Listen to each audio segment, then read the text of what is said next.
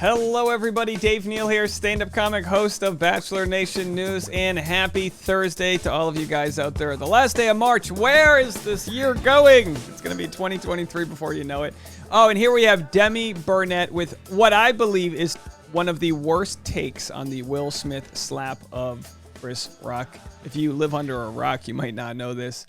Will Smith slapped Chris Rock at the beginning of the Oscars, open-handed, right across the face, knew what he was doing. Chris Rock had his hands behind his back, and he was assaulted. And then later that evening, Will Smith received a standing ovation for winning Best Actor in the movie King Richard's. He is now being potentially, he could potentially be kicked out of the Academy. They're going to be voting on it this week. I've made 5 videos about that on the Dave Neal Show. What I want to talk to you today about is what Demi had to say. And then afterwards, I'm going to share 2 of my favorite comedians' thoughts on telling jokes on stage. Bill Burr and the late, great Patrice O'Neal. Patrice O'Neal has a fascinating clip from 15 years ago about PC culture, talking about it back then. Now, when you talk about it now, it's so weaponized politically, but it doesn't have to be. I'm a progressive guy. I want progressive, I vote progressively. I want my tax dollars to go to help the rest of my fellow Americans, and the middle class is getting shrunken, and all the things that I think we have a problem with that need to be solved. I believe in all that, but I also tell jokes on stage. And I talk about that too, and the willingness to tell jokes on stage.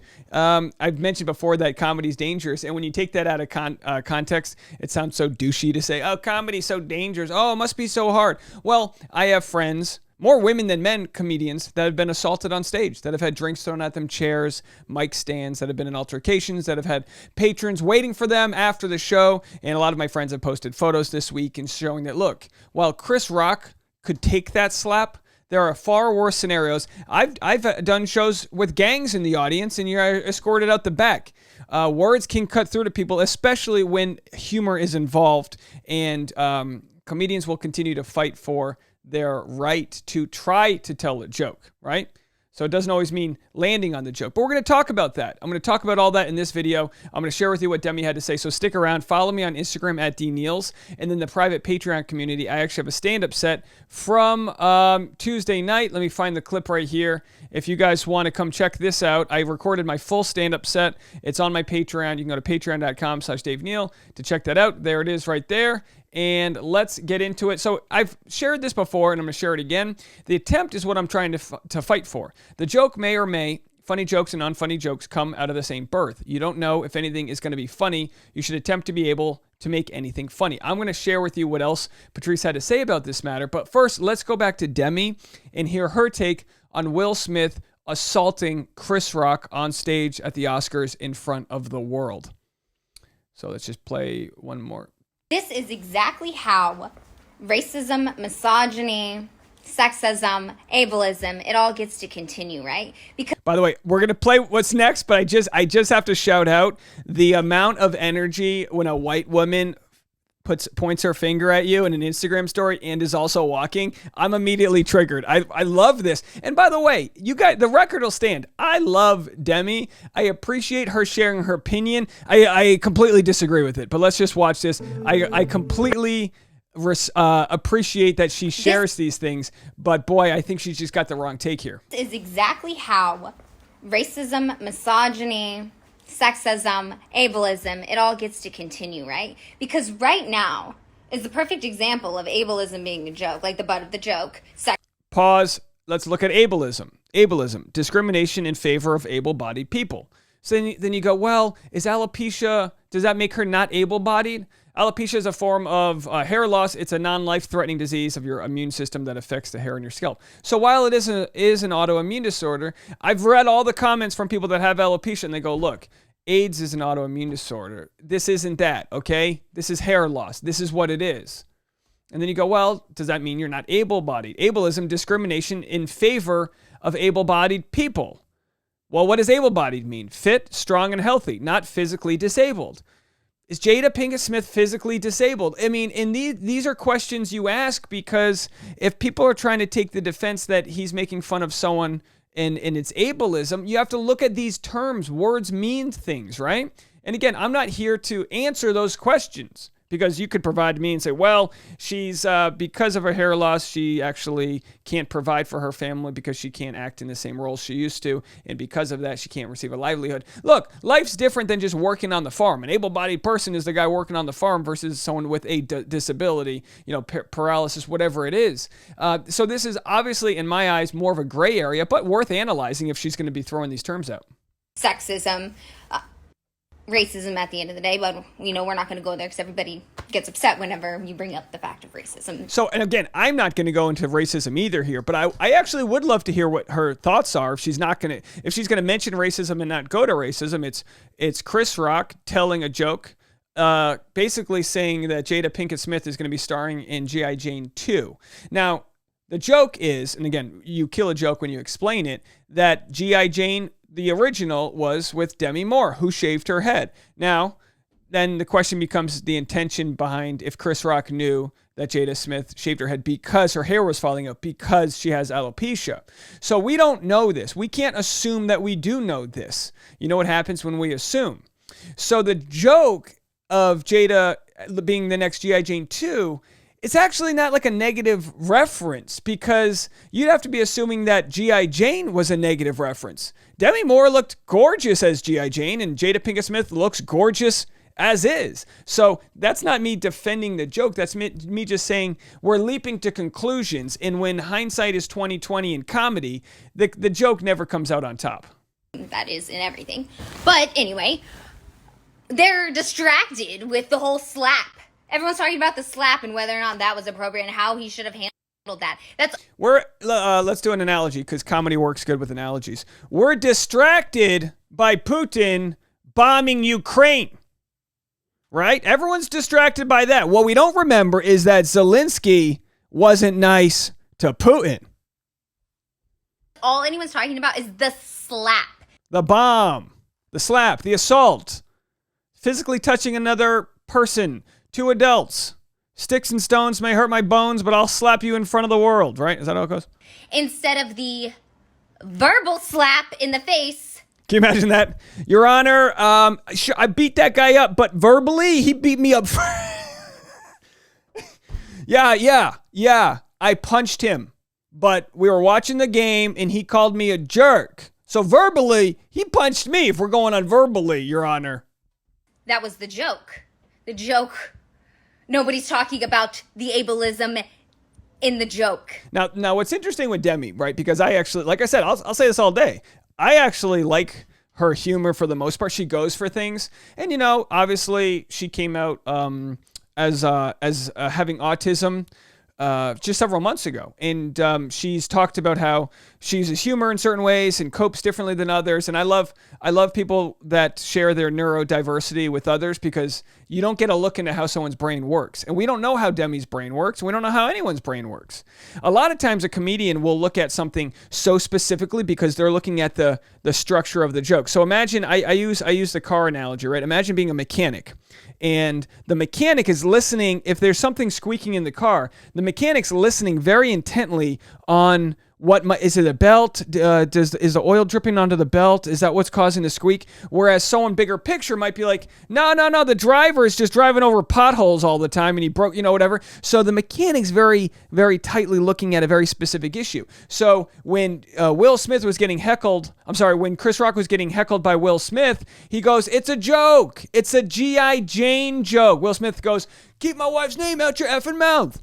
Chris Rock goes, it's a G.I. So to Chris Rock, the joke is the hair wordplay. He's not looking at it as someone who's been tormented for the last year and had all these tough decisions, and they're crying, themselves to sleep, and all the emotional baggage that comes with it. Chris Rock's looking at the joke. But when we try to defend jokes, we lose the point, right? The point's not defending the joke. The point's defending the job of the comedian. And the job of the comedian, in hindsight, we might say, oh, we didn't like this, we didn't like that. You don't get to that point until you thread the needle perfectly, and the quarterback doesn't complete 100% of their passes. They throw a couple interceptions. Well, I was trying to throw a pass, but you threw an interception. Yeah, but my attempt was to complete a pass. Well, that interception assaulted me. That your interception, They're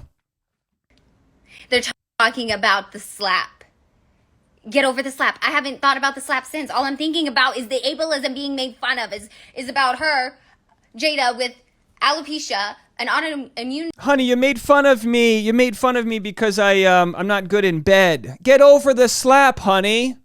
Get over the physical assault. Analogies are good, right? I like her nail polish. Good nail polish here.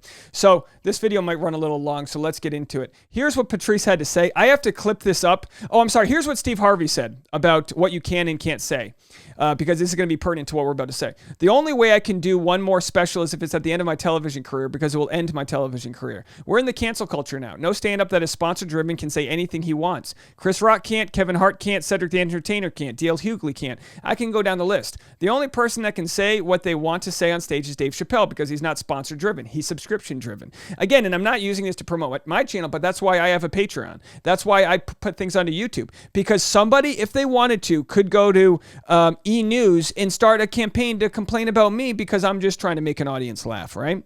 Now, obviously, cancel culture is something that exists because we have access to, online petitions and a way to rally supporters around, which is a good thing to an extent. It's not a good thing when the dissension of the people that want somebody canceled is really minimal, but it sounds like a lot to the corporations. And we know corporations want to minimize risk at all costs. Here's what Bill Burr had to say about comedians going too far. Your Christian background is part of the show. Or at yes, least and two I wanted episodes. to talk to you about Jesus after this. Well, the only reason why I bring it up is some people thought maybe you went a little too far.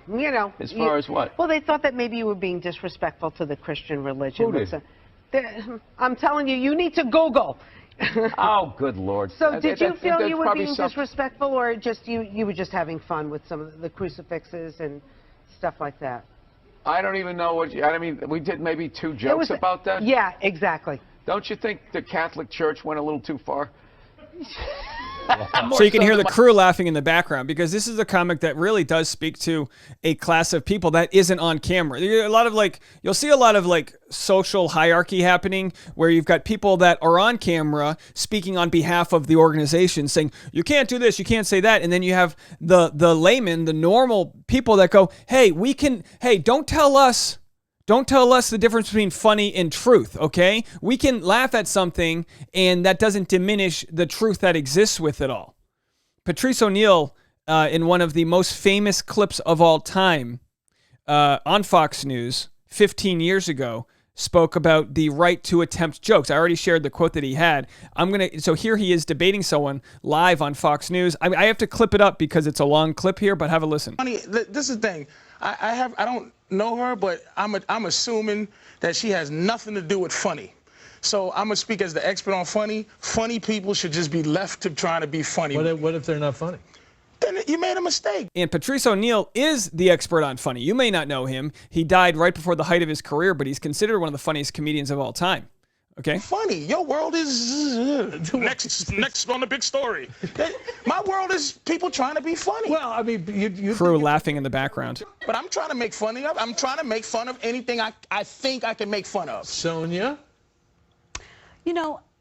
What's happening now is the marketplace is deciding what's appropriate or what's not appropriate. I think the nation is just tired. There's a new mood in the nation. Okay, this is 15 years ago, and she says the nation's tired. And what we've actually noticed is that comedians are making more money than ever before through Patreon and their newsletters and selling out arenas. It used to be that you'd have to have a Letterman special. There used to be gatekeepers that don't exist anymore with the internet, and they're finding that there's a bigger market than ever before for comedians to speak their truth, because they're not getting that through traditional media. It doesn't mean the comedians are bad people and the audiences are bad people. This is interesting because this is the buildup to Trumpism in America. This is the buildup to traditional media not knowing that there was a different audience out there that was starting to not believe everything they were given. Again, like I said, don't get it twisted. My political views are on the very progressive side of things, but I think there's a lot in common between people that think that we've gone too far with what words can be said and don't acknowledge the context behind those words. You know what? I don't care if they're trying to be funny. That's what I'm saying. Why are you in that business? I've been to your show once, and it wasn't very funny. So she pulls the hammer on Patrice O'Neal, and every comic's heard this from the beginning of time. She says she went to his show and it wasn't that funny. Do me a favor.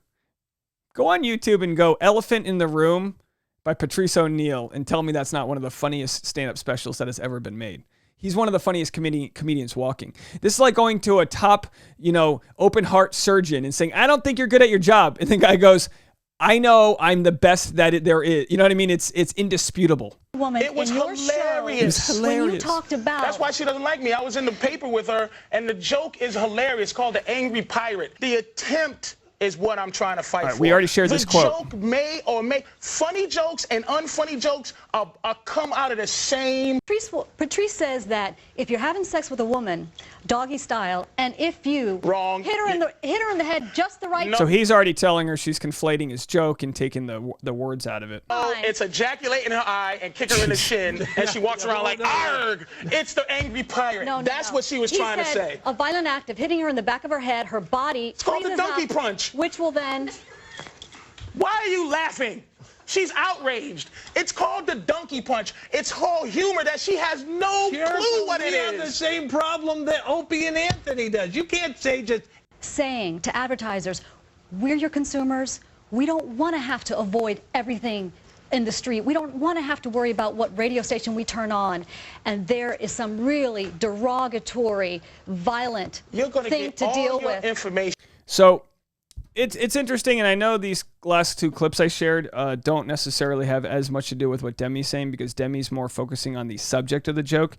But the sort of correlation there is that we don't get to look in hindsight over the subject of a joke. Chris Rock, one of the best comedians to ever walk this earth, attempted humor, right? And I would say most comics would say Will Smith would be in the right if he heckled back. I think if someone's making fun of you, you're allowed to be heckled back. You introduce the audience into the crowd. But also at the awards show, he's making fun of a lot of different people here. He's going for the joke. He's not going for anything below the surface there. I'd love to know what you guys have to say about this. Keep it kind and respectful in the comment section. I know a lot of what I said here could be, probably used or spliced or taken to look like, I'm not showing grace. But I think what's interesting to look at is that comedy is about threading the needle, and it's not about getting it right every single time. It's about speaking truth to power. And again, in this situation, people will say, but Dave, isn't he punching down? And you might say no. You might say no. Jada Smith and Will Smith are worth 10 times what Chris Rock is worth. Is not punching down at all, you might say. Roasting celebrities has become like a national pastime for these shows. They love it when Ricky Gervais does it. Maybe it's a little easier to hear from a white guy with a British accent than it is from Chris Rock. I don't know. I don't know those dynamics there. For what caused Will Smith to flip, because he flipped. But you have to look at this as this is what the show does, and they're not all going to be A+ hits, and we're not here to judge whether or not that joke was funny, but the attempt and the motivation behind it. Let me know what you guys think. I've got 4 videos about Will Smith on the Dave Neal Show, so if you want to check all the actual updates, I just wanted to tie together some of the Bachelor updates with it, but I give a F- to Demi for her take on this one. Let me know what you guys think. Bye, guys.